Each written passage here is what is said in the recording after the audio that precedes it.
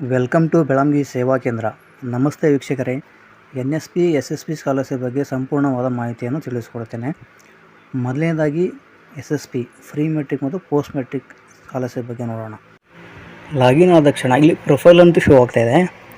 ಈ ಪ್ರೊಫೈಲ್ ಮೇಲೆ ನಾವು ಕ್ಲಿಕ್ ಮಾಡಿದಾಗ 4 ಆಪ್ಷನ್ಸ್ ಶೋ ಆಗ್ತಾಯಿದೆ. ಒಂದು change password, update mobile number, update student gender, change Aadhaar name. ಅಂದರೆ ನೀವು ಚೇಂಜ್ ಪಾಸ್ವರ್ಡ್ ಅಂದರೆ ಮೊದಲೇ ಇರತಕ್ಕಂಥ ಪಾಸ್ವರ್ಡನ್ನು ನೀವು ಚೇಂಜ್ ಮಾಡ್ಬೋದು ಇದರಲ್ಲಿ. ಮತ್ತು ಅಪ್ಡೇಟ್ ಮೊಬೈಲ್ ನಂಬರ್ ಕೂಡ ಪಾಸ್ವರ್ಡ್ ನಮೂದಿಸಿ ಮೊಬೈಲ್ ನಂಬರ್ ಚೇಂಜ್ ಮಾಡ್ಬೋದು. ಆಮೇಲೆ ಸ್ಟೂಡೆಂಟ್ ಜೆಂಡರ್ ಮೇಲ್ದು ಫಿಮೇಲ್ ಆಗಿರುತ್ತೆ, ಇನ್ ಕೇಸ್ ಫಿಮೇಲ್ ಇದು ಮೇಲ್ ಆಗಿರುತ್ತೆ ಅದನ್ನು ಚೇಂಜ್ ಮಾಡ್ಬೋದು. ಆಮೇಲೆ ಚೇಂಜ್ ಆಧಾರ್ ನೇಮ್ ಕೂಡ ಚೇಂಜ್ ಮಾಡ್ಬೋದು. ಇದು ಯಾವಾಗ ಸಾಧ್ಯ ಚೇಂಜ್ ಮಾಡಲು ಅಂದರೆ, ಮೊದಲು ನೀವು ಕ್ರಿಯೇಟ್ ಮಾಡ್ತಕ್ಕಂಥ ಪಾಸ್ವರ್ಡು ಅದು ಇದ್ದರೆ ನೀವು ಪಾಸ್ವರ್ಡ್ ಚೇಂಜ್ ಮಾಡಬೇಕಾಗುತ್ತೆ. ಯಾಕಂದರೆ SSP ID ಹಾಕಿಬಿಟ್ಟು ನೀವು ಪಾಸ್ವರ್ಡನ್ನು ಕರೆಕ್ಟಾಗಿ ಹಾಕಿದರೆ ಲಾಗಿನ್ ಆಗುತ್ತೆ.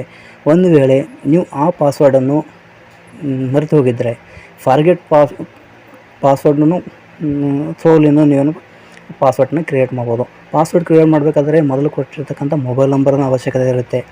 ಆ ಮೊಬೈಲ್ ನಂಬರ್ ಇದ್ದರೆ ಮಾತ್ರ ನೀವು ಇನ್ನೊಂದು ಪಾಸ್ವರ್ಡನ್ನು ಕ್ರಿಯೇಟ್ ಮಾಡ್ಕೋಬೋದು. ಪಾಸ್ವರ್ಡ್ ಕ್ರಿಯೇಟ್ ಮಾಡ್ಕೋಬೇಕಾದ್ರೆ ಅದಕ್ಕೆ ನೀವು ಮೊದಲು ಕೊಟ್ಟಿರ್ತಕ್ಕಂಥ ಮೊಬೈಲ್ ನಂಬರ್ಗೆ OTP ಹೋಗುತ್ತೆ, ಅದರಿಂದ ಪಾಸ್ವರ್ಡ್ ಚೇಂಜ್ ಮಾಡ್ಬೋದು.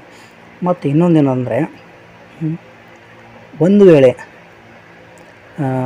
ನಿಮ್ಗೆ ಮೊದಲು ಕೊಟ್ಟಿರ್ತಕ್ಕಂಥ ಮೊಬೈಲ್ ನಂಬರ್ ಇಲ್ಲ, ಪಾಸ್ವರ್ಡ್ ಇದೆ ಅಂದರೆ ಆ ಪಾಸ್ವರ್ಡನ್ನು ಬಿಟ್ಟು ಮತ್ತು ಮೊಬೈಲ್ ನಂಬರ್ ಅಪ್ಡೇಟ್ ಕೂಡ ಮಾಡ್ಬೋದು. ಇನ್ನೊಂದೇ ನೇಮ್, ಇದು ಹೇಳಿದ್ನಲ್ಲ ನೇಮ್, ಜೆಂಡರ್ ನೇಮ್ ಏನಪ್ಪ ಫಿಮೇಲ್ ಇದ್ದು ಮೇಲ್ ಆಗಿದ್ದರೆ, ಮೇಲ್ ಇದ್ದು ಫಿಮೇಲ್ ಆಗಿದ್ದರೆ ಅದನ್ನು ಕೂಡ ಚೇಂಜ್ ಮಾಡ್ಕೋಬೋದು. ಆಮೇಲೆ ಚೇಂಜ್ ಆಧಾರ್ ನೇಮ್, ಇದು ಇಂಪಾರ್ಟೆಂಟ್ ಆಗುತ್ತೆ. ಚೇಂಜ್ ಆಧಾರ್ ನೇಮ್ ಅಂದರೆ ನೀವು ಏನಪ್ಪ ಅಂದರೆ SSP ID ಕ್ರಿಯೇಟ್ ಮಾಡ್ತೀರಾ. SSP ID ಕ್ರಿಯೇಟ್ ಮಾಡುವಾಗ ನೀವು ಆ್ಯಸ್ ಫಾರ್ ಆಧಾರ್ ನೇಮ್ ಏನೇ ಅಲ್ಲಿ ನಮೂದಿಸಬೇಕಾಗುತ್ತೆ ಮತ್ತು ಆಧಾರ್ ನಂಬರ್ನ ಅಲ್ಲಿ ಮೆನ್ಷನ್ ಮಾಡಬೇಕಾಗುತ್ತೆ. ಅದು ಮಾಡಿದರೆ ಮಾತ್ರ SSP ID ಕ್ರಿಯೇಟ್ ಆಗುತ್ತೆ. ದೆನ್ ನೀವು ಆವಾಗ SSP ID ಕ್ರಿಯೇಟ್ ಮಾಡಿದ ತಕ್ಷಣ ಈ ಫರ್ದರ್ ಪ್ರೊಸೆಸ್ಗೆ ನೀವು ಅಪ್ಲಿಕೇಶನ್ ನೆಕ್ಸ್ಟ್ ಸ್ಟೆಪ್ಗೆ ಹೋಗಬೇಕಾದಾಗ ಅಲ್ಲಿ ಏನು ಬರುತ್ತೆ ಅಂದರೆ ನೇಮ್ ಮಿಸ್ಮ್ಯಾಚ್ ಅಂತ ಬರುತ್ತೆ. ಏನಪ್ಪ ಅಂದರೆ ಆ್ಯಸ್ ಪರ್ ಇವಾಗ ಆಧಾರ್ ನೇಮ್ ಆ್ಯಂಡ್ ಮತ್ತೇನಪ್ಪ ಅಂದರೆ ನಿಮ್ಮ ಸ್ಕೂಲ್ ರೆಕಾರ್ಡ್ನಲ್ಲಿರ್ತಕ್ಕಂಥ ನೇಮು ಮಿಸ್ಮ್ಯಾಚ್ ಆಗುತ್ತೆ, ಡಿಡ್ ನಾಟ್ ಮ್ಯಾಚ್ ಅಂತ ಬರುತ್ತೆ. ಅವಾಗ ಏನಪ್ಪ ಅಂದರೆ ಫರ್ದರ್ ನೀವು ಅಪ್ಲಿಕೇಶನ್ ಮುಂದೆ ಆಗೋದಿಲ್ಲ. ಇಷ್ಟಾಯಿತು. ಇನ್ನೊಂದು ಮಾಹಿತಿ ಇದರಲ್ಲಿ ಏನಂದರೆ, ಒಂದು ವೇಳೆ ನಿಮ್ಮ ಹತ್ರ ಮೊಬೈಲ್ ನಂಬರ್ ಮೊದಲಿಂದು ನಿಮಗೆ ಕಳ್ಕೊಂಡಿದ್ದೀರಾ, ಆಮೇಲೆ ಪಾಸ್ವರ್ಡ್ ಕೂಡ ಇಲ್ಲ ಅಂದರೆ ಏನು ಮಾಡ್ಬೋದು ಅಂದರೆ, ನೀವು ನಿಮ್ಮ OBC ದವರಾಗಿದ್ದರೆ ಹಿಂದುಳಿದವರಿಗೆಲ್ಲ ಕಲ್ಯಾಣ ಇಲಾಖೆ ಹೋಗಿಬಿಟ್ಟು ಅಲ್ಲಿ ನಿಮ್ಮ ಒಂದು ಮೊಬೈಲ್ ನಂಬರ್ನ ಹೊಸ ಮೊಬೈಲ್ ನಂಬರ್ ಅಪ್ಡೇಟ್ ಮಾಡ್ಕೋಬೋದು. ಆದರೆ ಯಾವಾಗ ನಿಮ್ಮ ಹತ್ರ ಪಾಸ್ವರ್ಡ್ ಇಲ್ಲ ಮತ್ತು ಅದು ಮೊದಲಿನ ಮೊಬೈಲ್ ನಂಬರ್ ಎರಡೂ ಇಲ್ಲ ಅಂತಂದರೆ ಅದನ್ನು ನೀವು ಅಲ್ಲೂ ನಮೂದಿಸ್ಕೋಬೋದು.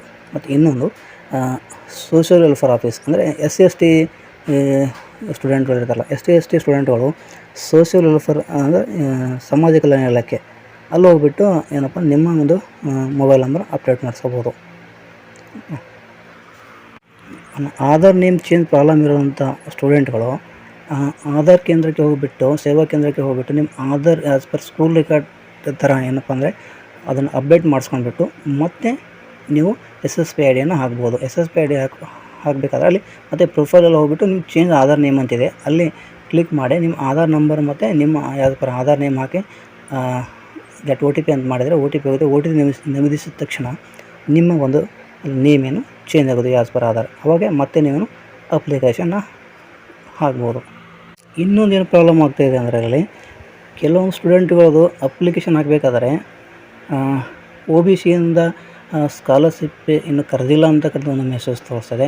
ಇನ್ನು ಕೆಲವೊಂದು ಸ್ಟೂಡೆಂಟ್ಗಳಿಗೆ ಆಲ್ರೆಡಿ ನೀವೇನಪ್ಪ ಅಂದರೆ ಅಪ್ಲಿಕೇಶನ್ ಹಾಕಿರ್ತೀರ ಹೋದ ವರ್ಷದಲ್ಲಿ, ನೀವು ಮತ್ತೆ ಹಾಕುವ ಒಂದು ಅವಶ್ಯಕತೆ ಇಲ್ಲ, ಅದು ಡಿಪಾರ್ಟ್ಮೆಂಟ್ ಅವರು ಆಟೋಮೆಟಿಕ್ಕಾಗಿ ರಿನ್ಯೂವಲ್ ಮಾಡ್ಕೋತಾರೆ ಅಂತ ಅದೊಂದು ಮೆಸೇಜ್ ತೋರಿಸ್ತಾ ಇದೆ. ಬಟ್ ಒಟ್ಟಾರೆ ಸ್ವಲ್ಪ ಇಲ್ಲಿ ಸ್ಕಾಲರ್ಶಿಪ್ಪಲ್ಲಿ ಈ ವರ್ಷ ಸಿಕ್ಕಾಪಟ್ಟೆ ಒಂದು ಪ್ರಾಬ್ಲಮ್ಗಳು ವಿದ್ಯಾರ್ಥಿಗಳಿಗೆ ಆಗ್ತಾಯಿದೆ. ಮತ್ತು ಈ ಮುಂಚೆ ಒಂದು 3-4 ಡೇಸ್ ಮುಂಚೆನೇ ಒಂದು ಪ್ರಾಬ್ಲಮ್ ಬರ್ತೈತೆ ಅಂದರೆ ಎರಡು ಪೇರೆಂಟ್ ಡೀಟೇಲ್ ಅಂತ ಬರ್ತಾಯಿದೆ. ಅಲ್ಲಿ ಎಲ್ಲೂ ಕೂಡ ಎರಡು ಪೇರೆಂಟ್ ಡೀಟೇಲ್ ಆಪ್ಷನ್ಸೇ ತೋರಿಸ್ತಾ ಇಲ್ಲ ಇದರಲ್ಲಿ.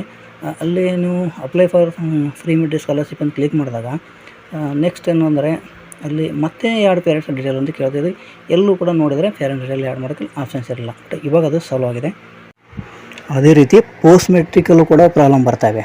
ಪೋಸ್ಟ್ ಮೆಟ್ರಿಕಲ್ಲಿ ಕೆಲವೊಂದು ಸ್ಟೂಡೆಂಟ್ಗಳು ಏನು ಪ್ರಾಬ್ಲಮ್ ಬರ್ತಾಯಿವೆ ಅಂದರೆ, ಈಗ ನಾನು ಪೋಸ್ಟ್ ಮೆಟ್ರಿಕ್ ಒಂದು ಸ್ಟೂಡೆಂಟ್ನ ಲಾಗಿನ್ ಆಗಿಬಿಟ್ಟಿದ್ದೀನಿ. ಇವಾಗ ಲಾಗಿನ್ ಆಗಿದ ತಕ್ಷಣ ಏನು ತೋರಿಸ್ತಾ ಅಂದರೆ, ಈ ಡಿಸ್ಪ್ಲೇಯಲ್ಲಿ ತೋರಿಸೋ ಪ್ರಕಾರ ನಿಮ್ಮ ಕಾಲೇಜಿಂದ ನೀವು ತೆಗೆದುಕೊಂಡಿರ್ತಕ್ಕಂಥ ಒಂದು ಆಪ್ಷನಲ್ ಸಬ್ಜೆಕ್ಟ್ಗಳು ಏನಿರಲ್ಲ, ಅದು ಪ್ರೊವೈಡ್ ಮಾಡಿರ್ತಕ್ಕಂಥ ಯೂನಿವರ್ಸಿಟಿಯಲ್ಲಿ ನಾಟ್ ಮ್ಯಾಚ್ ಅಂತ ಬರ್ತಾಯಿದೆ. ಅದಕ್ಕಾಗಿ ನಿಮ್ಮ ಕಾಲೇಜ್ ಅಥವಾ ಯೂನಿವರ್ಸಿಟಿಗೆ ಸಂಪರ್ಕಿಸಿ ಅಂತ ಡಿಸ್ಪ್ಲೇಯಲ್ಲಿ ತೋರಿಸ್ತದೆ. ಈ ರೀತಿ ಕೆಲವೊಂದು ಸ್ಟೂಡೆಂಟ್ಗಳು ಪ್ರಾಬ್ಲಮ್ ಬರ್ತಾಯಿದೆ. ಇನ್ನೊಂದು ಪ್ರಾಬ್ಲಮ್ ಏನು ಬರ್ತದೆ ಅಂದರೆ, ಪೋಸ್ಟ್ ಮೆಟ್ರಿಕ್ ಸ್ಕಾಲರ್ಶಿಪ್ಪಲ್ಲಿ ಮೈನಾರಿಟಿ ಸ್ಟೂಡೆಂಟ್ಗಳು ಇರ್ತಾರಲ್ಲ, ಮೈನಾರಿಟಿ ಸ್ಟೂಡೆಂಟ್ಗಳು ಪೋಸ್ಟ್ ಮೆಟ್ರಿಕ್ SSP ಸ್ಕಾಲರ್ಶಿಪ್ ಆಗಬೇಕಾದ್ರೆ ಅವ್ರದ್ದು NSP ID ಕೇಳುತ್ತೆ. ನಾವು NSP ಪೋರ್ಟಲ್ ಹೋಗ್ಬಿಟ್ಟು NSP IDನ ನಾವು ಕ್ರಿಯೇಟ್ ಮಾಡ್ಕೋಬೇಕಾಗುತ್ತೆ. ನಾನು ಒಂದು ಸ್ಟೂಡೆಂಟ್ ಕ್ರಿಯೇಟ್ ಮಾಡ್ಕೊಂಡಿದ್ದೀನಿ ಆಲ್ರೆಡಿ. ಅದು NSP IDಯನ್ನು ಹಾಕಿಬಿಟ್ಟು ಅವ್ರ ಕಾಸ್ಟ್ ಇನ್ಕಮ್ ಹಾಕಿ ಚೆಕ್ ಅಂತ ಕ್ಲಿಕ್ ಮಾಡಿದಾಗ ಅಲ್ಲೇನು ಪ್ರಾಬ್ಲಮ್ ಬರ್ತಾಯಿದೆ, ಅವ್ರದ್ದು ಒಂಥರ ಪ್ರಾಬ್ಲಮ್ ಬರ್ತದೆ. ಏನಂದರೆ ಅಲ್ಲೊಂದು ಪ್ರಾಬ್ಲಮ್ ಬರ್ತಾಯಿದೆ, NSP server is not working, please try after some time. ಇದು ಮತ್ತು NSP ಸ್ಕಾಲರ್ಶಿಪ್ ಹಾಕಬೇಕಾದ್ರೆ ಈ ವರ್ಷ ತುಂಬಾ ಪ್ರಾಬ್ಲಮ್ ಆಗ್ತಾಯಿದೆ. ಯಾಕೆಂದರೆ ರೇಷನ್ ಕಾರ್ಡ್ ಹಾಕಿಬಿಟ್ಟು ರೇಷನ್ ಕಾರ್ಡ್ ನಂಬರ್ ಹಾಕಿಬಿಟ್ಟು ಗೆಟ್ ಸ್ಟೇಟಸ್ ಅಂತ ಕ್ಲಿಕ್ ಮಾಡಿದ ತಕ್ಷಣ ಅಲ್ಲೇನು ಬರ್ತಾಯಿದೆ ಅಂದರೆ, ಯು ಆರ್ ನಾಟ್ ಎಲಿಜಿಬಲ್ ಅಂತ ಬರ್ತಾಯಿದೆ. ಹೀಗಾಗಿ NSP ಸ್ಕಾಲರ್ಶಿಪ್ಪಲ್ಲಿ ಸಿಕ್ಕಾಪಟ್ಟೆ ಪ್ರಾಬ್ಲಮ್ ಇದೆ. ಈ ಸರಿ ಜಾಸ್ತಿ ಅಪ್ಲಿಕೇಶನ್ ಆಗಿಲ್ಲ. ಆಮೇಲೆ ಮೇಜರ್ ಪ್ರಾಬ್ಲಮ್ ಅಂದರೆ ಮೈನಾರಿಟಿ ಸ್ಟೂಡೆಂಟ್ಗಳಿಗೆ ಈ ವರ್ಷ ಆಗ್ತಾಯಿದೆ. ಯಾಕಂದರೆ SSPಲೂ ಅವ್ರಿಗೆ ಸ್ಕಾಲರ್ಶಿಪ್ ಹಾಕೋಕ್ಕಾಗ್ತಾಯಿಲ್ಲ, ಆಮೇಲೆ NSPಯಲ್ಲೂ ಅವರಿಗೆ ಸ್ಕಾಲರ್ಶಿಪ್ಪನ್ನು ಹಾಕೋಕ್ಕಾಗ್ತಾಯಿಲ್ಲ. ಸೊ ಈ ವಿಡಿಯೋಯಿಂದ ನಿಮ್ಗೆ ಏನಾದರೂ ಯೂಸ್ಫುಲ್ ಅನಿಸಿದರೆ ಲೈಕ್ ಮಾಡಿ, ಕಮೆಂಟ್ ಮಾಡಿ, ಮತ್ತು ಸಾಧ್ಯವಾದರೆ ಶೇರ್ ಮಾಡಿ.